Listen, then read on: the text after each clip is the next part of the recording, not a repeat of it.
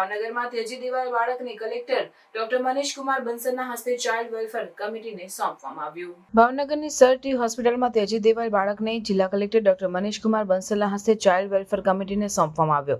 કલેક્ટરે sir T hospital ખાતે જિલ્લા બાળકોના વિભાગની મુલાકાત લઈ આ તેજી દિવાળી બાળકના સ્વાસ્થ્ય અંગેની સંપૂર્ણ માહિતી મેળવી આ બાળકના સ્વાસ્થ્ય, વજન, વિકાસ, મેડિકલ હિસ્ટ્રી અને તેને આપવામાં આવેલી સારવાર અંગે માહિતી મેળવીને સર ટી હોસ્પિટલના બાળકોના વિભાગની કામગીરીને બિરદાવી। અત્રે ઉલ્લેખનીય છે કે ભાવનગર શહેરની સર ટી હોસ્પિટલના ગાયનેક વિભાગમાં ગત ફેબ્રુઆરી માસમાં એક મહિલાએ બાળકને જન્મ આપ્યો હતો અને બાદમાં મહિલા પોતાના નવજાત બાળકને ત્યજીને ફરાર થઈ ગઈ હતી।